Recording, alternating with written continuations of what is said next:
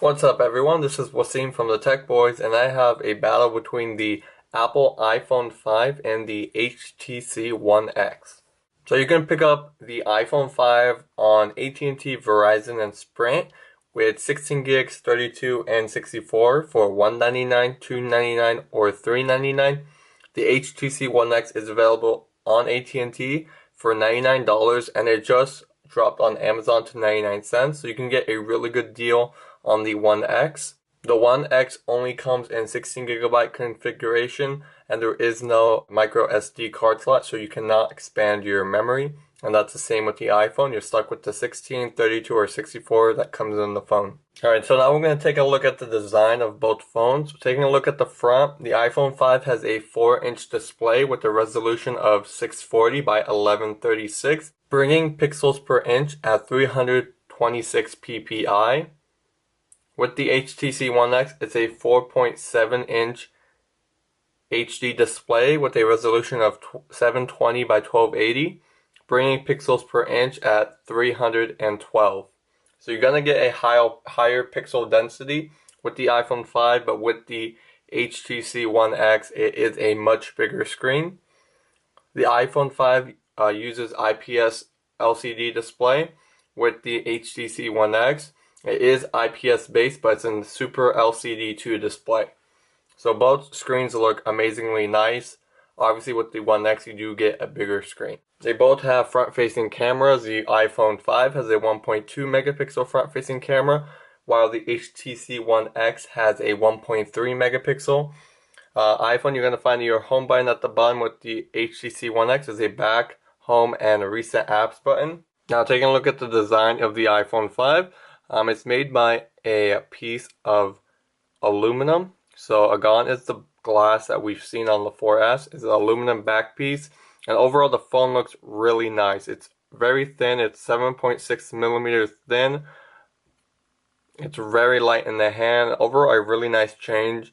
Toward the bottom, you're going to find... And the iPhone 5 does come in black and slate, which is the model I have here, or white and aluminum. And on the back, there's an 8 megapixel camera with a single flash. That can record in full 1080p video. Of course, we have our mute switch and volume rocker on the left side. Apple has also introduced a nano SIM, so the nano SIM tray is right over here. However, the phone is made very well. It's a great design made by Apple, and I applaud them for that. Alright, now taking a look at the HTC One X. It's made by a full polycarbonate unibody construction, so it's amazingly soft, it's thin, it's light. It's not as thin as the iPhone 5, but it's still pretty good. It's at 8.9 millimeters thin. One thing I don't like about the design of the HTC is the charging port is on the left side. Personally, I'm not a fan of it. You might be okay with it, but I do prefer the charging port at the bottom. At the top, we have the power button as well as our headphone jack. And on the bottom, we can see our 8 megapixel camera, our micro SIM tray, our HTC branding, and Beats Audio branding. So HTC does make very beautiful devices, and the HTC One X is no exception. It looks amazingly nice. For the design, it's a toss-up. You can go either way. Personally, I do like the iPhone 5. I love the aluminum construction. I love the glass back and front. I'm not a fan of the polycarbonate. The white actually does get dirty, and I had to actually clean it with some Clorox for it to get as white as it is right now. The phone also does come in gray, so if you don't like the white, you can also choose the gray HTC One X. Now let's talk about software. First, we're going to start with the iPhone 5. So we have the iPhone 5 is running iOS 6.0. Really, nothing has changed in the past few years. All you have is your grid of icons. So iOS looks very similar since the day it came out. Apple has added a few things with every release, like folders. In iOS 5, they added a notification bar. So it is nice. They also added a new share widget. So like I said, each update they add something new. With iOS 6, there's Passbook. I've used it once for movie tickets, and it works really well. It's nice to just be able to pull my ticket right from my notification tray or right from my lock screen and just show it. So that's a really nice feature in the iPhone 5. They also added Do Not Disturb in iOS 6. And overall, iCloud works very well. It's a nice way to back up all your information on the cloud. And with the iPhone 5, since it does have a different screen aspect ratio, you're going to notice a lot of the apps have not taken advantage of. So if I go to YouTube, you can see it doesn't take full advantage of the full 4-inch display. Again, that's just going to take time for developers to update their application. So many apps, so if I go into, let's go to Fandango, that does take advantage of the full 4-inch Retina display. And again, like I said, it's going to take time for apps to update to this aspect ratio. But iOS 6 is a very clean, easy to use operating system. If you're not looking for anything complicated and something that just works, then iPhone may be something you want to look at. Now let's pull up the HTC One X. So the One X is running Android 4.0 Ice Cream Sandwich with HTC Sense 4 user interface. And Sense is a lot nicer than it was before. With Sense 3 and 3.5, it was very heavy. So you saw a lot of animations that weren't necessary, and they actually slowed the phone down. With Sense 4, it's a great improvement. They really utilize a lot of ICS using like the folders. Also with the notification tray, you can easily swipe off your notifications that you don't need. And HTC has also played with their recent apps. So if you go into recent apps, you can see all the apps that were previously opened in their own fashion. With the stock Android, ICS is a little bit different. If I wanted to close it out, I can just easily swipe it off my screen. And of course with Android, you always have the option to customize your home screen. So here's my people. I can easily make it smaller. And if I want to add another widget down here, I can press and hold and scroll through my apps. If I wanted to add, let's see what they have. There's clock, there's Engadget, as well as third-party widget support and built-in. If I wanted friend stream, just tap on it and it's right there. And of course, if I don't need this, I can easily remove it and it's gone, and I can add something else like my Google Play Music. So really nice to customize your HTC One X. There is no widget support on the iPhone, and you also get these really cool toggles. So if you want to easily turn on your Wi-Fi, your Bluetooth, hotspot, GPS, that's all there on your home screen. I don't have to jump into like my settings to be able to do that. The One X also features something called Personalize. What Personalize is you can change your scene, and what your scene is basically what your home screen looks like. So this is my current scene, but I can go ahead and change it to the stock HTC scene, and that completely changes what the where the widgets are, what the home screen is. So essentially you can change your scene based on the day you're on. If you want something for your work week, if you want something for your weekend, you can have specific widgets to cater for your needs, which is something really you cannot do on the iPhone. So there's much more customization on the HTC One X compared to the iPhone 5. Alright, so now I want to briefly talk about the keyboards on both phones. Since we're going to be typing on these phones a lot, we're going to want to know how the keyboard looks and how it feels in the hand. So here we have the keyboards loaded up on both. Notice the size of the keyboards. You get a much bigger keyboard on the HTC One X thanks to the bigger 4.7-inch screen. So let me go ahead and do a quick test on the keyboard. Let me start with the One X. One thing I don't like already with the One X is the navigation bar. I went to the settings and I couldn't find a way to remove that. If you guys do know a way, just let me know in the comments, because I have not been able to figure it out. I just don't like these arrow keys. Kind of ruins my typing experience. Let's go ahead and type a message.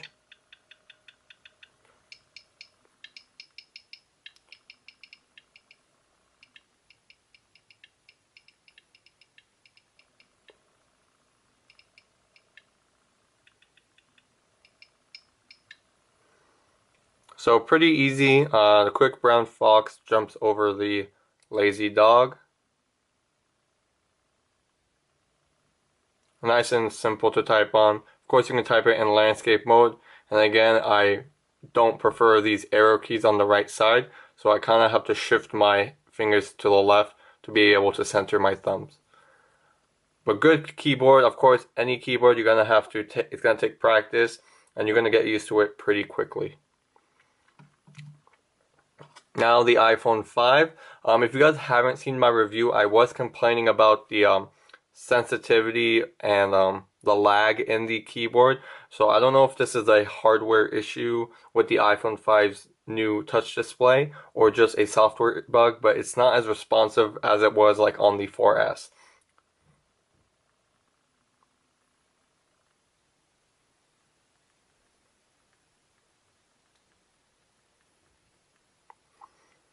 So there we go, the quick brown fox jumps over the lazy dog, no mistakes. And of course I can do it in landscape mode as well. So typing on the iPhone 5, even though it's a smaller 4-inch display, it's very easy to type on. Apple's keyboard has excellent auto prediction. What's great about Android is if I don't like this keyboard, I can always change it. So here I can go down to my notification bar and select my keyboard, and I can change it. So here I download the Jelly Bean keyboard, since this is what I prefer. And I have a new keyboard right there, so I can change it if I don't like this keyboard either. Alright, now we're going to do browser battles. So we're going to see which browser works. Both history, cookies, and cache has been cleared. So I'm going to jump to internet on the One X, and I'm going to go to Safari on the iPhone. So the first website we're going to go to is Phone Arena. So here we have Phone Arena queued up on both phones, and I'm going to press go, hopefully at the exact same time.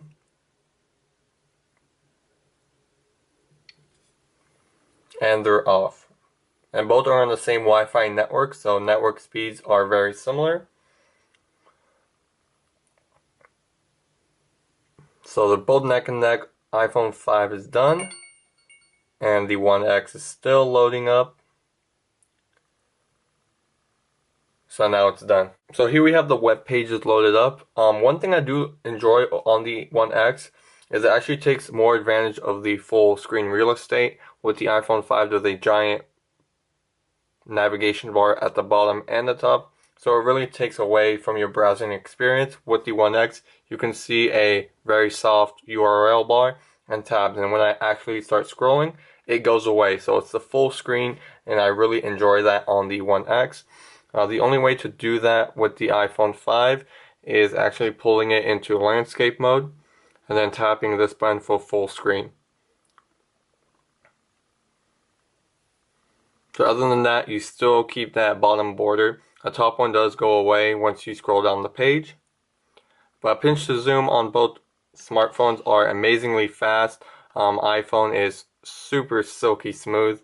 Double tap to zoom in, double tap to zoom back out. And text is easy to read on the iPhone 5. Now on the One X, pinch to zoom works very well. I do notice sometimes a few slowdowns on the One X's browser. Sometimes it would freeze for a little bit, or it just tries to re-render the browser, but it works amazingly well. I've had really not many issues on it, and it gives you a lot of great menu options. So what I can do is I can save the page, enable Flash Player, do my bookmarks, print the page. I really do a lot of things on my device. So pinch to zoom works, transitions are nice and smooth. Same with the iPhone. The transition effects is really nice. And of course you can go into your iPhone, you can share it, you can add it to your home screen, print it, add it to your reading list. I think the menu UI is much cleaner compared to the One X. So let me just show you how it looks. So this is the menu and this is the menu. It just looks much easier to read and it's displayed nicer than the One X.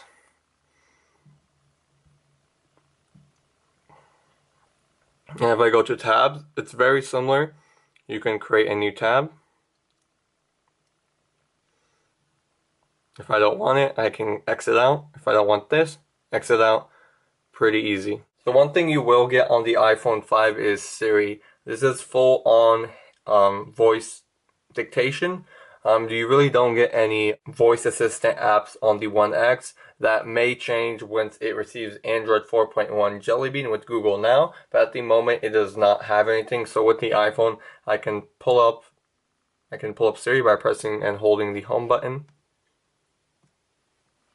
What's the weather outside? Looks like nice weather coming up through Sunday. Up to 72 degrees and partly sunny. So very easy, and I can ask it more things like, what was the score of the Yankees game? The Yankees lost a close one to the Orioles yesterday. The final score was 3-2. Okay, so very cool. I can do sports scores. I can also ask it, find me an Italian restaurant nearby. I found 11 Italian restaurants. 8 of them are fairly close to you. If I wanted to look into it, I can tap on it. I can check their hours of operation, their reviews, their phone number, or I can make a reservation and it automatically opens Open Table, and I can do the reservation right from here. So very simple. So now I want to briefly compare the Maps application on both, since Apple has redesigned and built their own maps. People call it Apple Maps or iOS Maps. You can call it whatever you want. And I have noticed some issues already. So one thing I already found I just found this yesterday too. So let's find my area.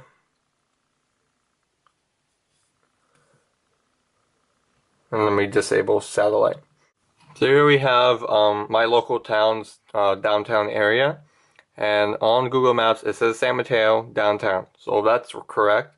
If I go to the iPhone, I just found this yesterday.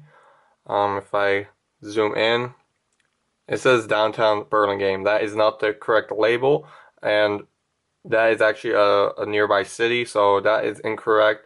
And I've noticed that throughout Apple Maps. There are misplaced pins, misplaced labels, and really that's just going to take some time to fix. I believe in another few months, iOS Maps is going to work much better. But at the moment, Google Maps is truly superior over iOS Maps. The navigation I do prefer on iOS because it does some nice things with the banner, as well as on the lock screen it automatically turns on and does a lot of cool things that I haven't really noticed on Google navigation. Of course, I do also want to stress this. If you do find a problem on iOS Maps, once you pull this up, there's something called Report a Problem, and here you can send the issue to Apple and they will fix it. I've done a few of these and they actually have fixed it within a few days. Alright, now let's talk about the cameras. The iPhone still keeps the 8 megapixel camera from the 4S. Apple has changed a few things like make it thinner, added the sapphire lens, and overall improved low light conditions.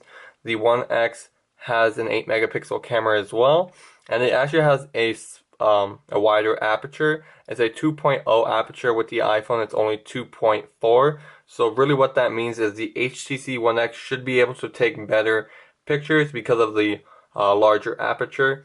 I'll go ahead and put my results in. I found them very similar, and at times I found the iPhone to take slightly better pictures. So here I have an apple. Don't ask. So here we have the picture. And I can easily tap. It's going to focus for me.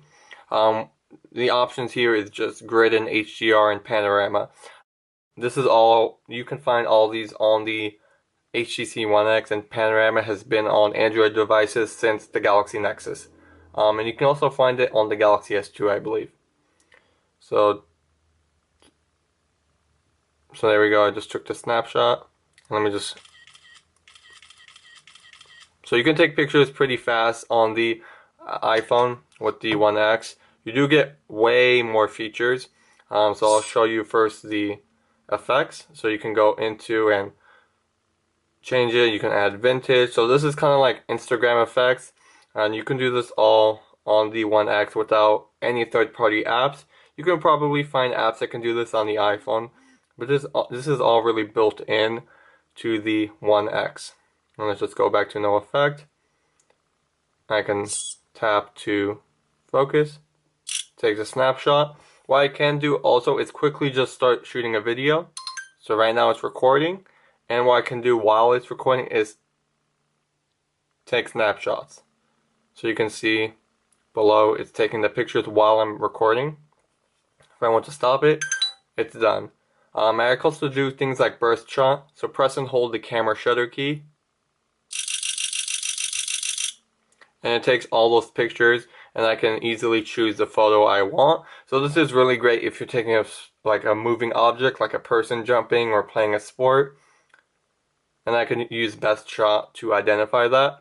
If I go into my settings, there's way more. You can change your image size if you need a smaller resolution. I can take a 1 megapixel picture if I wanted to.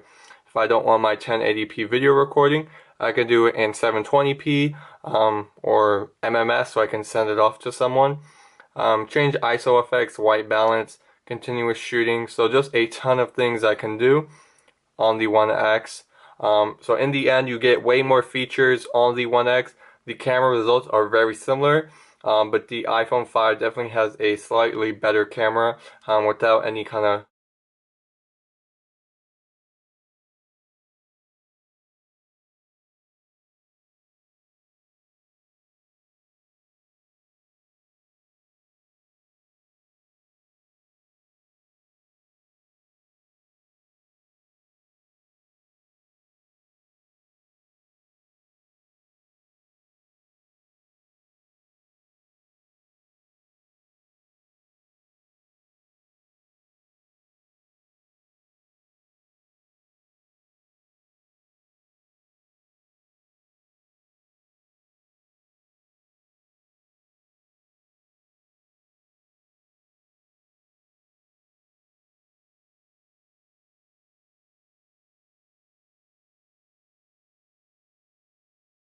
Alright, now I want to talk about my personal experiences with both phones. I've been an iPhone user for a while now, since the iPhone 3G. I have a lot vested in the App Store, and the App Store is really my favorite feature on the iPhone. Is just a very large selection of applications. The Google Play Store is right behind it, but you do get a lot of exclusive apps that you won't find on Android, things from developers that make high quality games you might not find on Android. And if you already have a lot of money invested, you might be better sticking off with the iPhone. The Google Play Store is a very fast growing app store. I can go into apps, find a lot of free apps and paid apps. And really Google's apps like Google Talk, Google Maps, navigation, books, play music is awesome. You won't find any great Google integration in the iPhone. If you're like iTunes and iCloud, then you might like the iPhone. But if you already use a lot of Google apps, then the Android operating system is going to work much better for you. And if you do like the customizations, it works much better on the Android because you can customize every aspect of it. Battery life on both phones are very similar. I did experience a slightly better battery life on the iPhone, but both of these smartphones you're going to have to charge every night, and they both should be able to get you through a full day with moderate use. Call quality, awesome on both phones. I think the earpiece on the iPhone 5 is much clearer than the One X's earpiece. Speaker, again, does sound better on the iPhone. You also get Beats audio integration in the One X, so if you plug in any kind of earphones, they don't have to be Beats. You're going to see sound enhancements through your earphones or Bluetooth accessories, as well as headphones.